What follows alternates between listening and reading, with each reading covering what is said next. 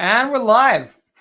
Welcome back to another episode of Inboxing. I believe this is like our 38th episode, maybe, but there's a first. And believe it or not, this is actually the first time we're actually having a discussion with somebody who works for a big e-commerce brand. Yeah, so it's very exciting.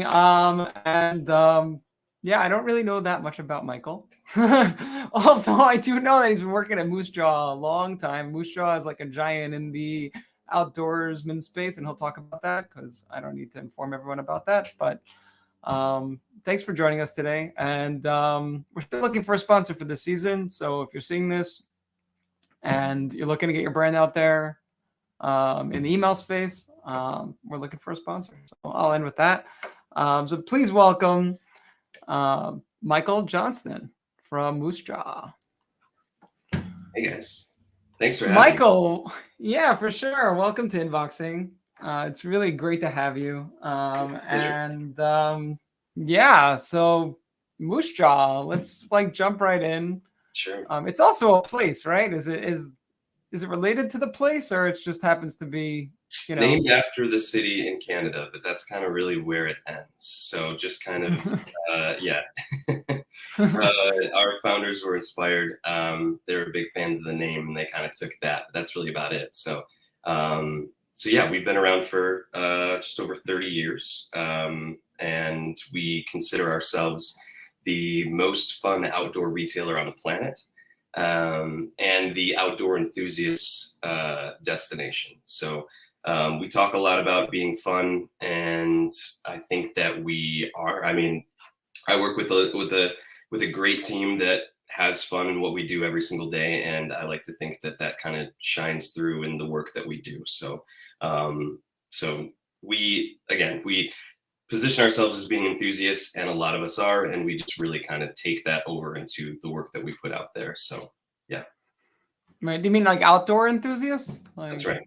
Yeah. So the destination, for people who are into climbing, for people who are into camping, if you're just into hiking, water sports, ski sports, those sorts of things. So, or even if you just kind of want apparel for when it's going to be cold outside, or just want to look good outside, that sort of thing. But we try to cover all those bases and cater to those audiences as new as somebody might be into a space like that, to be inclusive, to bring those people in, try to be a good entry point for somebody who's looking into getting into the outdoors, or people who are very experienced in the outdoors and just want to find a place that they can rely on with top quality gear and great prices. So. Yeah, no, that also speaks right away, I guess, to maybe a challenge of being a specialty brand. And right away, what goes to my mind, I actually did a little bit of work for B&H Photo. And it's very similar in the sense that, yeah, people look for cell phones, but their main brand is really photographers and people that want really great, very expensive gear. Sure.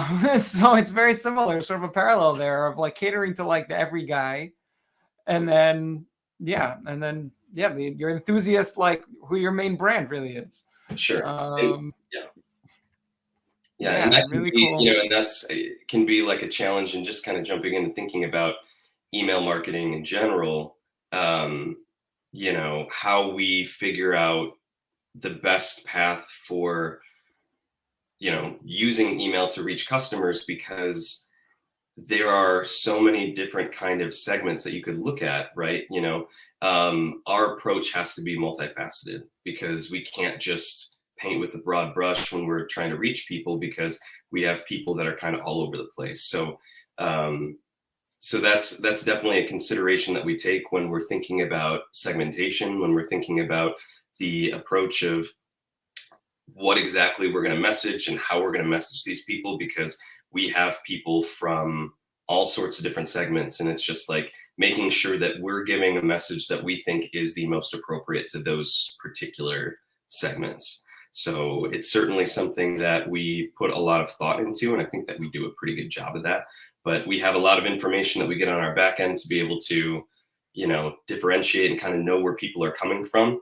And yeah, it's definitely something that kind of keeps you on your toes, because we just want to make sure that those customers feel like they're getting the best experience by way of email from us. And we're, not just kind of hitting people with things that they don't necessarily feel like applies to them. So Right, right. And it could also be tricky because, like, Joe from, I don't know, Ohio, because looking for a good coat and happens to be like a really good coat.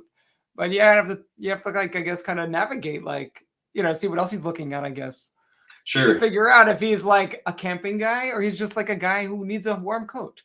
Right, exactly, and that is actually, I mean, you really like summed it up very well. Like that is something that we kind of think about a lot because it can be very easy based on like one particular order that a customer places to really put them in a specific bucket, but it's entirely possible that this was a gift or maybe this was kind of a one-off. So it's just like really paying attention to that customer journey, and also, I mean, you know, it's nice to be able to kind of place customers in particular buckets, and we have personas based off of buying behavior that we can leverage. But I think it's also important to us to make sure that we don't underserve a customer that we think then potentially could grow into these bigger areas, right? And so it's being open to show them things that maybe could get them excited about a particular area or keep a customer just aware of what's new and maybe things that they could kind of latch onto. So we're constantly just kind of thinking about those sorts of things and trying to, at the very least, not be boring to a customer who maybe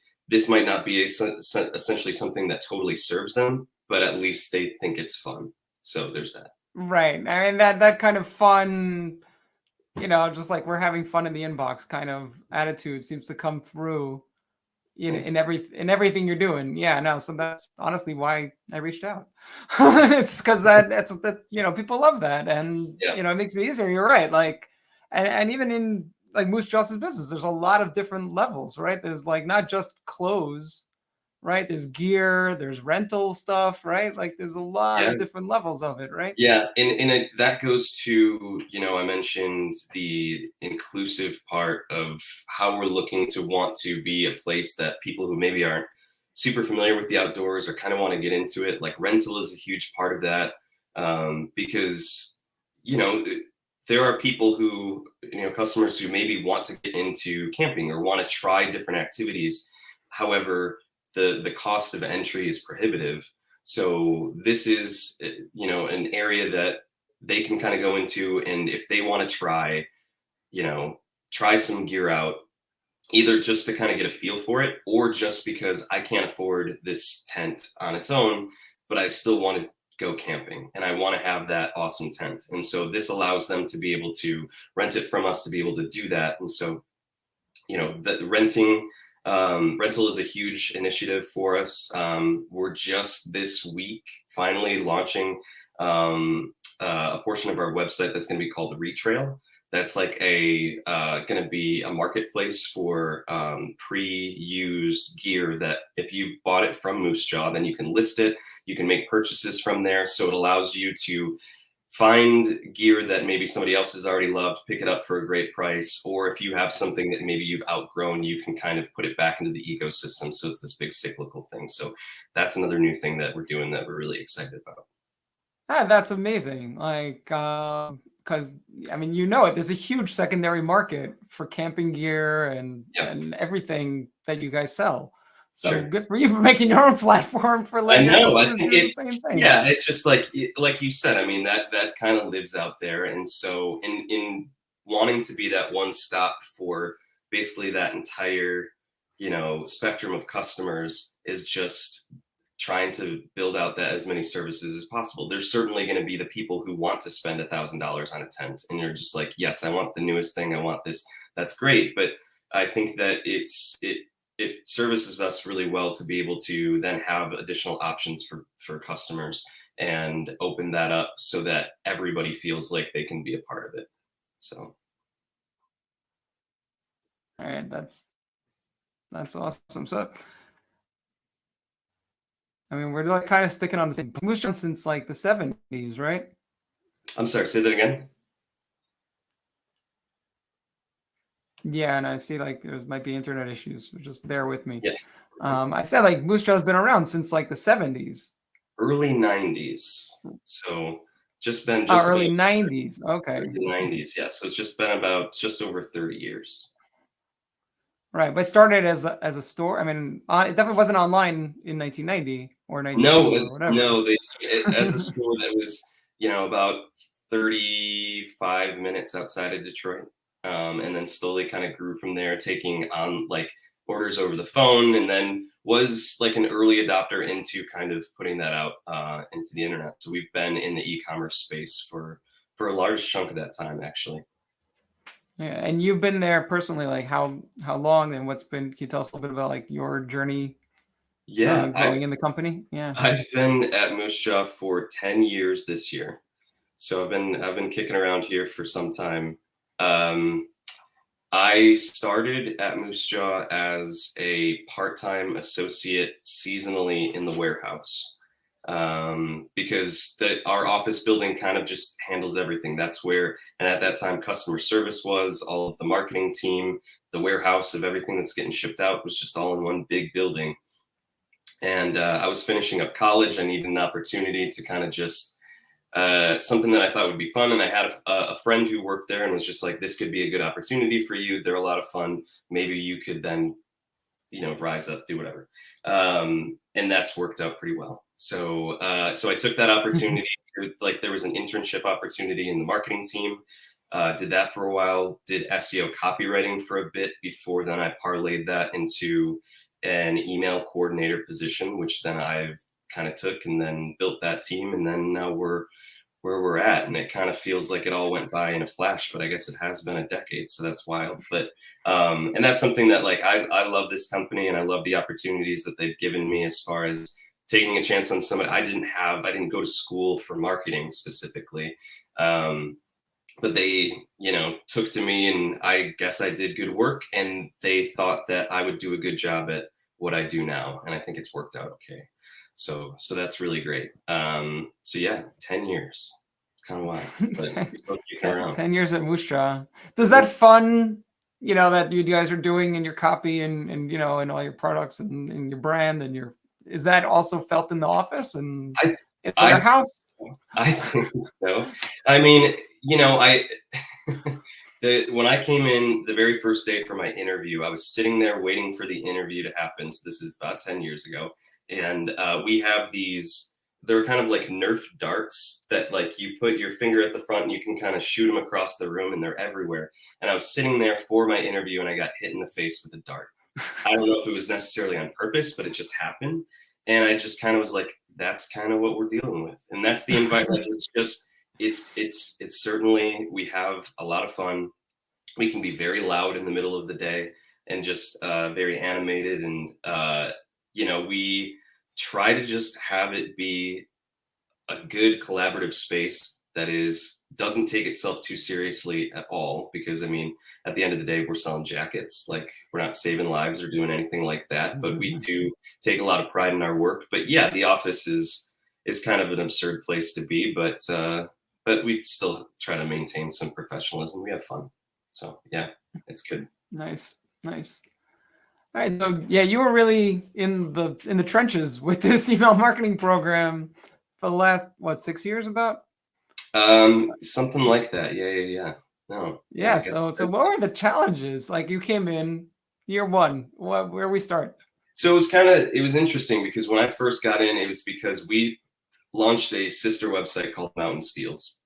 And Mountain Steels is a companion to Moose Jaw that focuses on clearance and, past season styles, that we can kind of really focus on the discount part of that. And so when I jumped in, I was completely new to email marketing, really had no idea what I was doing. And we're essentially building a whole new site. So that was difficult, as far as just like, what is this site going to be? How should we be presenting this to customers? I had no idea. And then it was about just a few months after that the woman who was handling email marketing for Moose Jaw left. And so I had to go into that role. And Moose Jaw is kind of viewed as a bigger company, but we run pretty lean. And especially back in those days we did. So it was just like, she was responsible for email marketing and was the only person on the team that did that at all. So when I went into that role, it was essentially a good year or so of figuring out how to do, we have recurrent promos that kind of run again, or different ways of handling these promos in email, thing like that. And I had no idea how to do it. It was essentially trial by fire. It was really just like putting myself out there, and I feel like it was a sink or swim situation of figuring out how we repeat the things that we've done before, execute them well, and also what makes sense as far as like what should I be looking for as, guide points of success. Like, so it was really just jumping right into it, and every single day was a lot of learning and a lot of trying things to kind of get it straight. So like, then, cut to 6 years later, it seems again like it just kind of flew by. But so the biggest challenge, I guess, to sum that up, is just coming from a place where there was a lot of unknowns, and then just really kind of just by sheer will of force, like figuring that stuff out because we had to. So, so I don't know. Yeah, that again, 6 years ago. It seems like a little bit longer in a way, but yeah, it was just a matter of just kind of figuring out what works for everybody, and figuring out what I need to know. Yeah.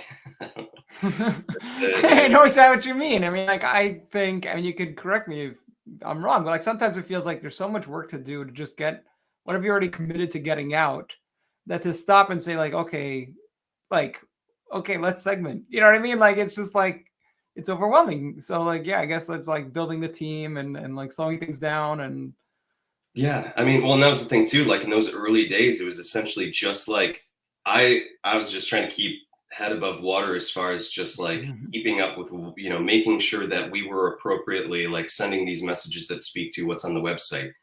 I couldn't even at the beginning think about like, what does testing look like? What are these multiple, like, I didn't even know what we should be testing. And so it was just like, there was a lot of figuring that out as we went, and taking any extra time that I had to really just kind of get my head wrapped around what is successful, what are good indicators of success, and then eventually like wrapping that in. So I think that the first year or so that I was doing the program, we could look back at results, and I think that they were okay. But you definitely, like, once it started to kind of click, and it's something that I speak about when thinking about really kind of understanding what makes your email program successful, and looking at that data is, I'm sure you've seen the movie The Matrix. It's like when Neo is able to see like he looks at it, he's like, I understand it. Right.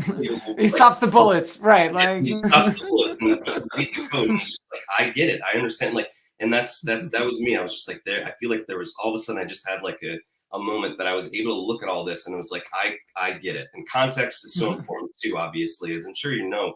Like, I was trying to kind of suss out information from, performance and certain things, but it's not until you have greater context of like the entirety of, how things have performed in the past and what you're kind of looking for, that it all really kind of makes sense. So, so I think, for others who maybe are building a platform from scratch, I think that can be a challenge as far as just understanding, like right off the bat, like you really kind of want to know, like, is this good? Is this bad?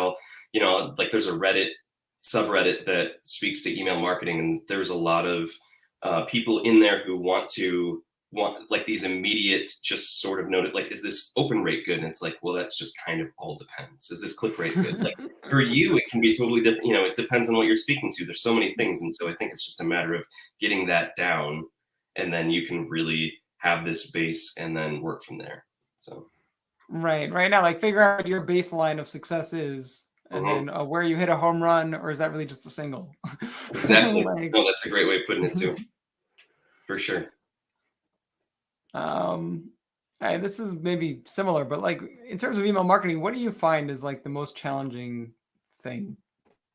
I think for us, it was really just, and I spoke to this a little bit before, but, and maybe this is going to be different for other marketers, but for us, and for me in particular, it's really just kind of making sure that we are serving our customer the best, and that we, like I mentioned, we have so many different avenues that we can take that with different customer types. So being able to do that appropriately and then understand a customer's intent, post open, post click, and just really kind of try to figure that out to then make successive campaigns better. Because there are some times where we have, we can see that an email performed well as far as clicks are concerned, but maybe conversion rate tanked for a particular reason. It's just like understanding like what happened after they left the email that maybe kind of affected performance. And so like digging into that, I think that can be incredibly challenging because there are certainly times you just have absolutely no idea. And so it's almost kind of like putting a puzzle together or just like trying to follow the breadcrumbs to figure out like, doing that extra work after the fact where it's, and I think that was something that I learned pretty early on is that, you can look at your ESP in the dashboard and kind of get some rudimentary numbers, but like that's not really going to tell the whole story as to why something performed or why it didn't. And you need to really look at it holistically and kind of talk to all the departments. I feel like I'm very busy with speaking to our buying team and customer service and kind of just trying to figure out, the whole journey of a customer from there. So I think it's thinking about the entire journey and making sure that you are putting yourself in a customer's shoes, essentially, when you're thinking about how they interact with an email. So I think that's it, that and finding an appropriate send cadence, I think can be a very tough one to do. And that's something that we, this many years on, still talk about all the time, like looking at a send cadence for a particular week and making sure that we're not overdoing it, or, because it's easy to say like, oh, we're sending too much, we got to kind of pull things back a little bit. But you obviously want to keep a customer engaged as well. So that is a conversation with, my boss, with our CEO, that we have all the time, and we're still fine tuning that. So I think that's another thing too. And, that it's just, that's constant work, but I think being on top of that is important. So. Right. And definitely like, like I said, I felt sure about one of my own clients that like, we're struggling a little bit, like it's a discount furniture brand. Yeah. But since we started and just found this out, like secondary purchases have tripled. You know what I mean? Like this brand didn't have any email marketing. It was totally going to spam. And now, but you couldn't tell that in Klaviyo. You have to go to analytics and look at, new and return customers, and return customers are like saving the day right now. Like it's unbelievable. That's awesome. And that's the kind of thing you're talking about, that like, like when you're day to day, you're looking in your, your ESP and you're getting some data, you're getting some ideas, what's working better, what's working worse. But like to have that holistic picture, it's not easy sometimes to pull it all together. No, absolutely. You mentioned customer service. I'm just curious to know, like, does customer service have, like, is it constant conversation? Are they, giving you guys input, towards email marketing or? Sometimes,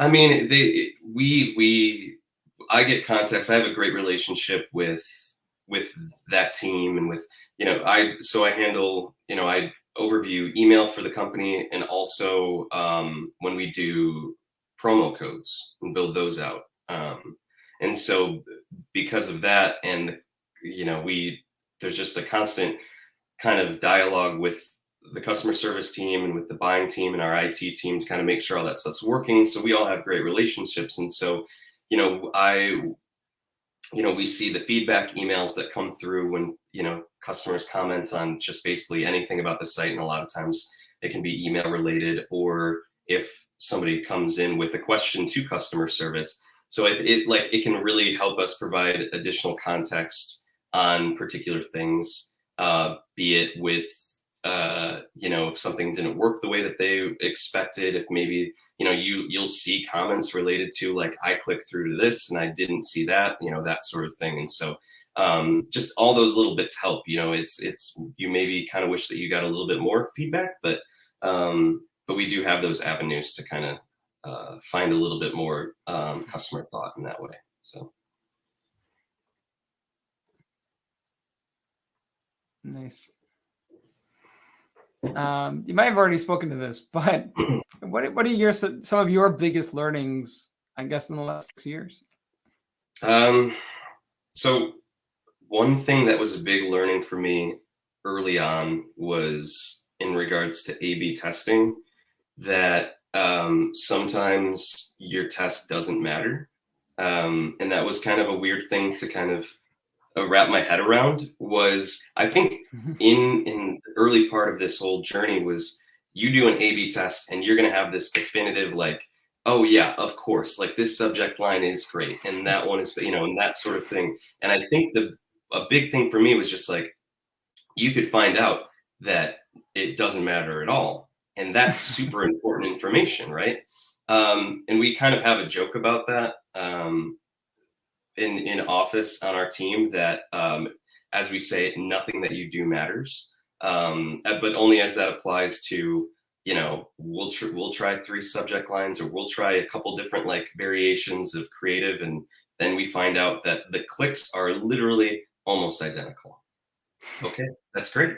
So and I think that that is a good piece of information to have, and that then also going along with the idea, I think early on there was, and I think there's some people that assume that you can do an A/B test on a couple different ways of doing creative, or maybe for different sort of promotions, and then you find that information and then you're good. But like that's absolutely not true, and how testing never ends. And it's something that needs to be done on a consistent basis because customer behavior can change, the state of the industry can change.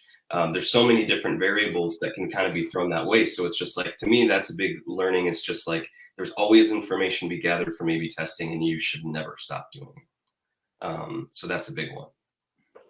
Yeah, no, that's awesome, and I think also, if you're like starting out, and you have this like list of like 100 people, and you think A/B testing like that, you can't. There's nothing there. You know what I mean? Like you have to have at least, That like is a big list to be A/B testing successfully. Like and I think because all that information is out there, it's just confusing for a lot of people. That's a Like, great point too. And I think that's been, that was a struggle when we were building this Mountain Steel's website, was that list size is a fraction of what Moose Jaws is. And with Moose Jaw, I think, and it's always been the case, where we can A/B in tests, and we will come away with actionable information, almost without a doubt. When you have that smaller size, it can be very easy to say, see, look, this particular mailer had twice as many orders placed on it. But you're like, sure, that one had 10, this one had 5. Like, you're sending to such small groups that doesn't matter. So it's like, if I get, that's a great other part of it, is just like A/B testing is important, but only if you have the size that it makes sense to do, like, and not acting on information when the list size is too small to really, 100 people, what are you gonna, there's way too many just different directions that can take. So yeah, that's a great point. Sure. So you kind of mentioned this before about sending cadence, but I assume in 6 years ago you weren't sending, I don't know, 5 or 6 emails a week, but now you are. So what was that process like, and how's that going? So and there's a lot of thought about that, because I think one of the most important things is, if you're going to send that many emails, that I think there needs to be a motivator for the customer to want to engage with them, and keeping them, it maybe, when we talk about a promotion that we're going to have, we think about it as a campaign. This is the first one. Maybe we have a couple in the middle that are reminder messages before we kind of cap it off with like a last day message. And we're thoughtful to make sure that, in the very least, there's something different in each of these approaches that kind of speaks to somebody differently. And so that can just be, playing with creative and how this comes across to a customer. We obviously think about segmentation. If we have people who obviously very much didn't engage with this, we might drop them out on particular messages. But then we've also, thought about just completely different ways to speak to customers that maybe matches the approach that they're looking for. I think one of the most successful campaigns that we've had was essentially just stripping everything down. We call them email Mike campaigns because they are written by me, and we take no graphics, not like no like extraneous links or anything like that. It's me writing an email to our customers. And there is certainly a level of mirth and us just being like like a good chunk of it is me being ridiculous and just kind of talking, in that brand voice, but it's all very much it's from me. It's how I would write an email, and those work incredibly well. And that is a huge thing that we've been able to kind of fine tune. That we see, we'll have a kickoff message on a particular promo. Numbers are good; they're fine, and then we'll have this version of this mailer maybe for the third mailer that we send out, and that has the most engagement by a lot, and that converts very well. I think it depends too. Like, it works especially well for us, I can say, because our customer appreciates that. Most of them do, I think, and they love. And we see a lot of great feedback on that. They appreciate, even if maybe they're not interested in buying something, that they just love that sort of approach and that kind of email coming in. So having those sorts of personal touches, that's what works great for us. It's something that we do pretty regularly. We try not to do it too much to a point that is then becomes worn out. But it's using our brand and infusing that throughout, and just keeping this sort of just having fun with the campaign, and just trying to find new ways to surprise a customer as this kind of goes along. So, and that not even just necessarily through a particular promo campaign, but just like in the different types of emails that we can send them. So we try to also send stuff that's literally just fun. There's nothing that we're selling. Here's just a something kind of silly that keeps somebody engaged. We have a lot of fun throughout different holidays. We send out some cool stuff for like St. Patrick's Day, and for Valentine's Day, and just, I don't know, just try to have a wide array, and it not just being like this promotional cadence that's just hitting with the same sort of message every single time. Right. No, it's like, I mean, my last guest was Simon Harper. He's like a freelancer agency in the UK. No, he was talking about Surreal, which I never heard of, but their email are hilarious. And that's like a huge thing, is like, it doesn't matter what you're selling. If you can be funny in the inbox, you're giving people a reason to open. Absolutely. And that's engagement. And that's, and then eventually that converts. Yeah. I mean, and that's the thing with some of those, and that can, I think, be hard sometimes for marketers, because they want to quantify everything. And it's just like, so this particular email, well, we sent that out and it didn't make any sales, and so like we shouldn't do that sort of thing. And it's like, I don't know, we do our best to look for those other ways, like the feedback emails that we get, or people reaching out and mentioning how much they love stuff like that. And you can still, like, open rate's not what it used to be, but like you can still kind of see that engagement in those sorts of emails in different ways. And I just think that there's a lot of value to that, and to not look away at those brand building opportunities just because you might not be able to quantify them by traditional means. Right. For sure. And people love a personal email. Like, I'm curious to know, does it go out as Mike from Moosehead, or is it Mike, or is it? It's in the name, instead of just coming from Moose Jaw, it's like Mike at Moose Jaw, and typically a subject line will be something that is kind of off kilter. The idea being that we're trying to hit them in a different way. Like, if they didn't respond to us saying like, oh, extra 20% off footwear or whatever, like, we're going to position that in a way that is pretty opposite, or just kind of speaks in a different way to find those customers who maybe just want a different approach. And those work pretty well. They work very well. Right. Yeah, we didn't really talk about automation at all, but clearly, like, automation is, I like to say, automation is bread and campaigns are butter. Sure. Let's talk about bread. So yeah, like, where do you think you have the biggest impacts in terms of automation? I mean, it's always going to be welcome series for me. It has to be, and especially for us. And I know that's like literally all I'm talking about is just like how important our brand message is. But this, like, to us, it's key.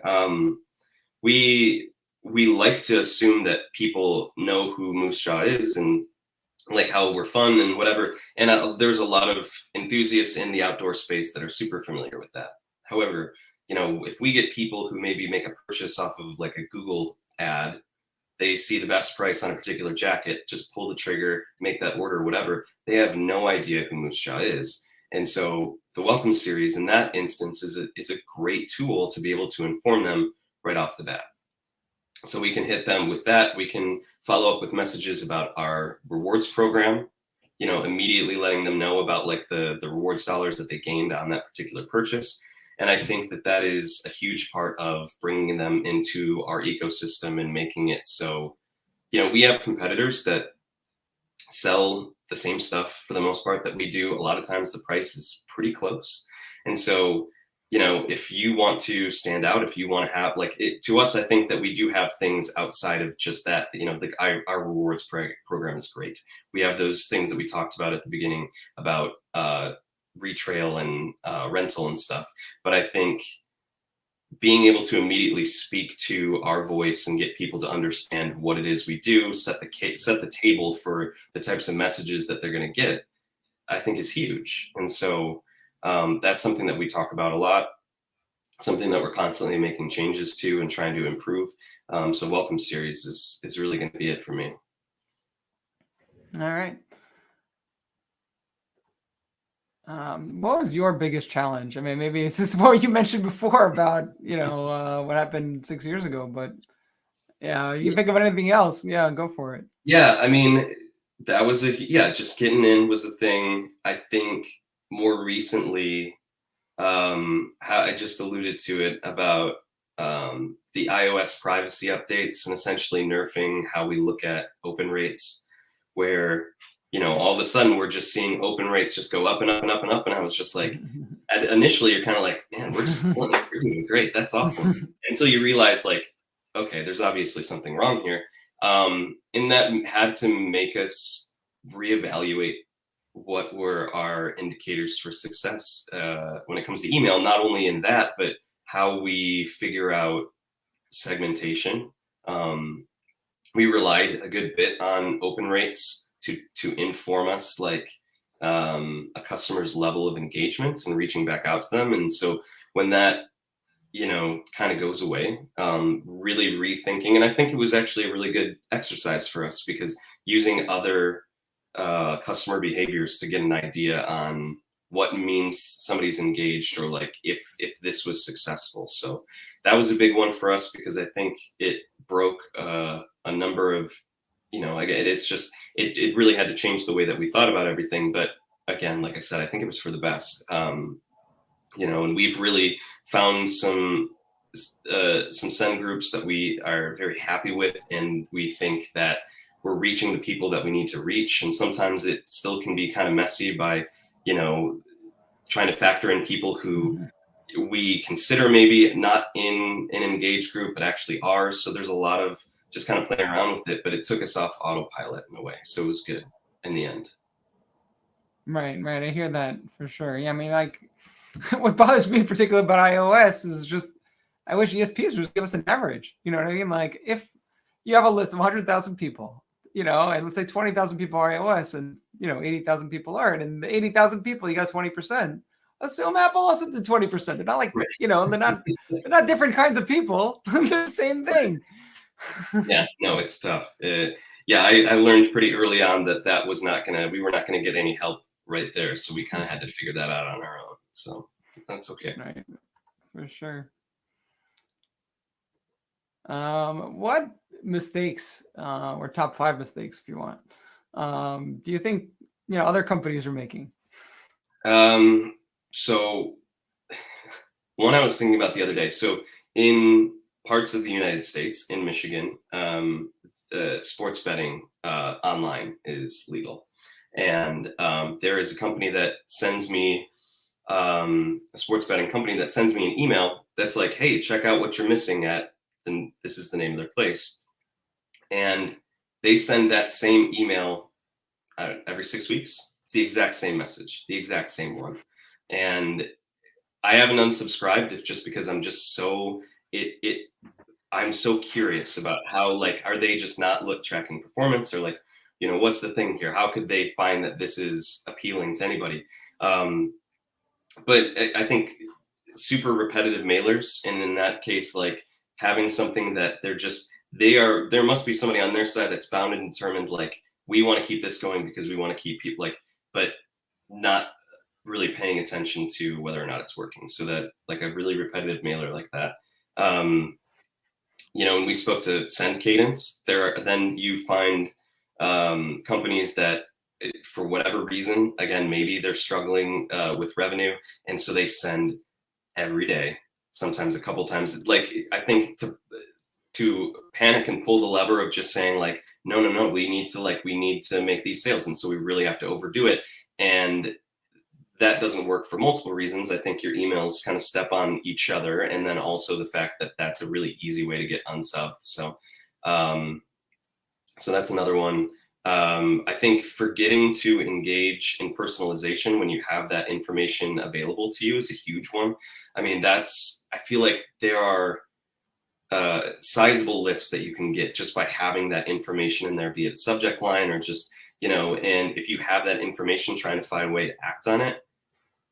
On the other end of that, I think it can be really important to not go too far with that, because I think you can really fall into a creepy sort of, I think when customers, I think, understand that there's a certain level of information that you're collecting from them, but, like, you can't really take it you don't want to really, and it's again, something that we think about a lot. Like, we have, browse abandoned emails, and, we've seen examples before that are just really, like, it's almost sneak up behind you, creepy sort of level sort of stuff. And it's like, I don't think that works really. I wouldn't like an email like that. Obviously, the internet knows everything, and he knows where you are. But I think finding a good way to balance that without coming across is, creepy. And one thing that I think has been that I'm really cognizant of is, like, overly spammy subject lines. I think I've seen a shift into, like, a more conversational tone that's not really going to focus so much on, big, like, things in all caps and all this sort of stuff. And again, maybe that's elementary, but, like, it just, to me, I've noticed it more and more. There's a lot of brands that I love that just, like, I think that the customer loves to just be, and this relates to, like, the email mailers that we send out. I think a customer appreciates being talked to in email in a way that is personable and not being treated like, you're just opening up email and here you just, like, pop-up ads essentially. So that's a huge one for us. Right. As a marketer, like, as an email marketer particularly, I hate when my customers say, do a blast. Like, we don't blast. No. Well, do a send to people. And remember, they're people. And that's it. Right. Yeah. All right. So speaking of tools, what are the tools that you like to use in your email marketing? I mean, we're pretty, like, meat and potatoes over here, honestly. Like, we have our ESP, we have our backend that allows us to, easily. I think that a huge thing for us is we have a platform that allows us to really get granular with customer information. That allows us to, segment about as much as humanly possible that we could do, and relying on that to not just have information as far as, like, engagement as far as clicks or something like that, and then moving from there, but really just drilling into, like, we're able to get as precise as particular categories or browsing behavior. So if that's something that, is for somebody who's maybe starting out or is a relatively new thing, if you're able to grab information like that, I mean, in an e-commerce platform, I think that's been a huge tool for us.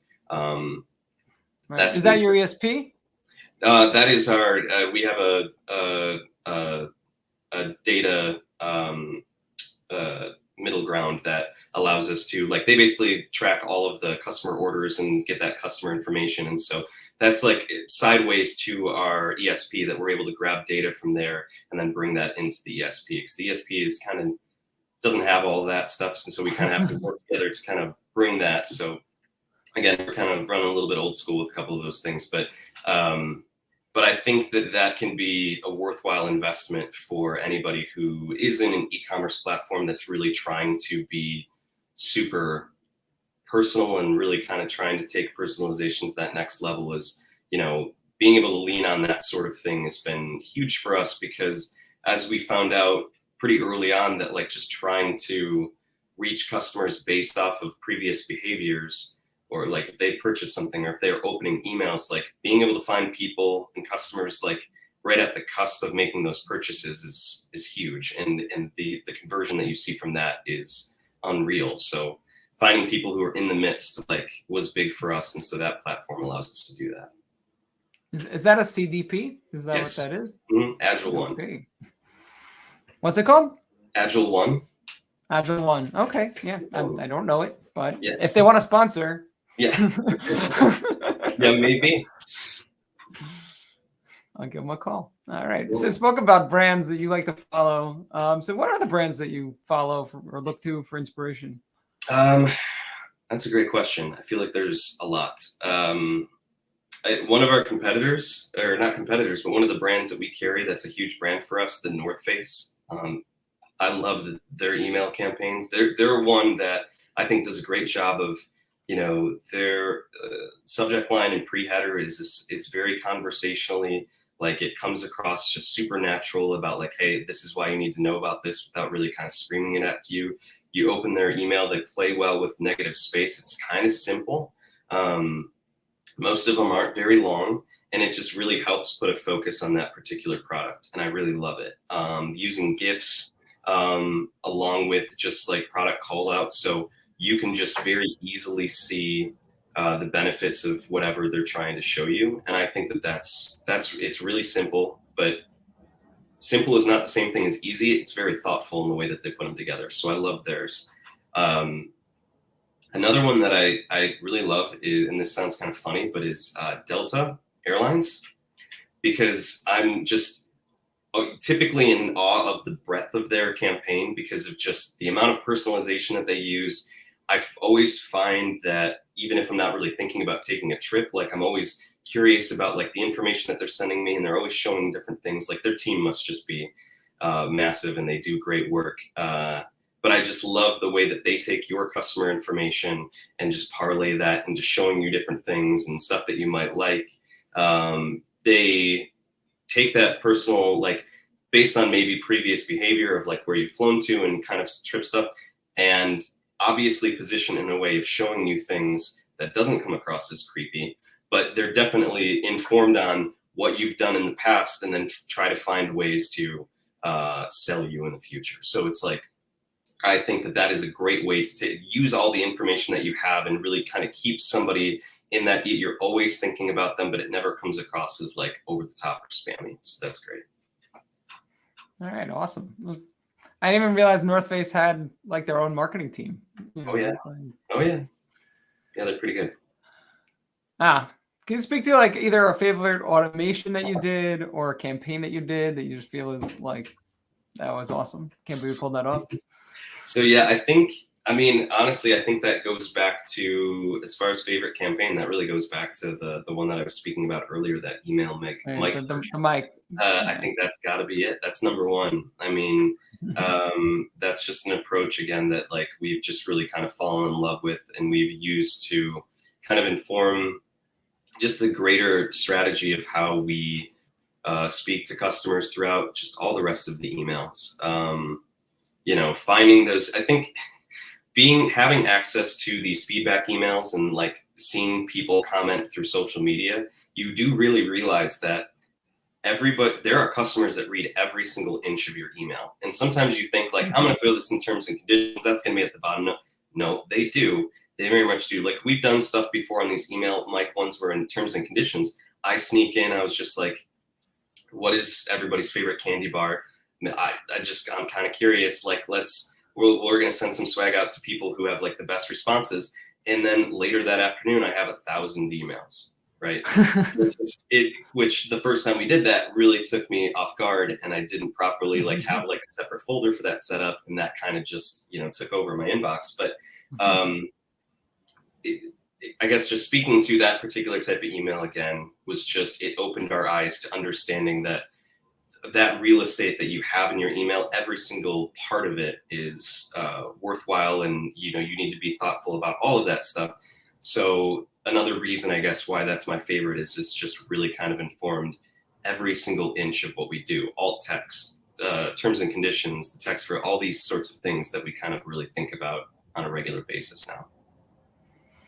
All right, awesome. I've reached the final question, but I still want to talk. So I'm just going to do that. Yeah. You've been part of this team long enough to see Walmart come in and buy the brand. And what year was that? That was, what was that, 5 years ago, I believe? I think that's about right. All right. So how did that change anything? Or like, did they just like let you guys keep doing what you're doing? And it didn't change anything.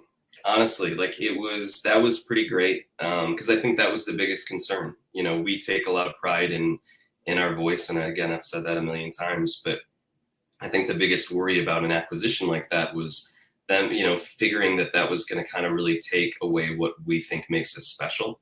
That, maybe there would just be new guidelines for how things were done by having this Fortune 1 company just kind of like sit over there and maybe keep an eye on us and stuff like that. But here's the same like 250 or so like people based right outside of Detroit that are just doing their thing, and we're able to kind of continue doing our thing. So we've been very lucky, and we don't take that for granted about that.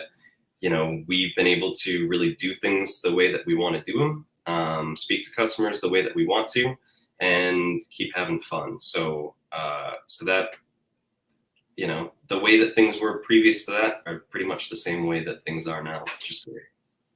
Right. And then very recently, even like you guys got sold again. That's right. Now to Dick's Sports, which I assume is now one of the biggest sports and gear retailers in America. Yeah, absolutely. So that we feel pretty great about it. We've met with the top people over there. They're very enthusiastic about Moose Jaw. I think it's going to be a great pairing. So it's just adding, I think some complexity and adding just a different level to what they offer. And by all accounts, we're still just going to be the same old Moose Jaw, which to me is very great. So pretty excited about where things go with that. Feeling pretty good. Yeah, I think, I mean, you could speak to this a little bit, but I think in general, like personal brands that like really have a personality and don't talk like a corporation. Yes. Are popular and going places. And yeah. No, yeah. No. And I and I think that just as a consumer of world, goods everywhere, like I think that's such an important thing. Like, I don't want to be spoken to in that way. And I just, I think we make the correct assumption that everybody else feels that way, especially when you're in a space like we are, that's a little bit more, we're dealing with, like I said, climbing and hiking, and like, these are communities that are very social, and you're dealing with a customer base that wants to, it's not these singular activities. You're dealing with people who are very much like wanting to live in those communities and kind of hang out and enjoy the outdoors with everybody. And so you want to have that personal touch. And I think that we do a good job of it. I think you do too. All right. So with that, we can go to your final thoughts. Final thoughts. This was a lot of fun. I just love kind of talking shop for a little bit. So I'm, I think that email is still I feel like every so often you see tweets or articles that are written about email being dead, about just like, oh, this is it. Like, finally, I think there's still so much strength in email as a way of reaching customers. I think that, the ROI is great. And it's something that I enjoy. I love being able to, sometimes I look at it as email as like a book to movie adaptation, where your website is just this big, wild, unwieldy thing. And then you can use your email as a tool to kind of just condense that and show the greatest hits or like the scenes that you really want to show to a customer, and finding new and exciting ways to do that all the time is pretty fun for me. And so, you know, we're this long into it, I still find that, you know, new ways to kind of tackle problems and new things that we can do all the time. And so I think that, you know, it's still a fun place to be and a fun place to live in. All right. Well, thank you so much for coming on and sharing for all. having I think I also had a great time. So thank you. I really appreciate it. course. Stick around for a second. That's our show for today. I really hope someone was watching and enjoyed it. And if you did, let me know, leave a comment or something. And we're going to be launching actually around April 1st. I have to look at a calendar and get stuff produced. But that means sponsors, you know, come a knocking. Anyway, have a good night, everyone.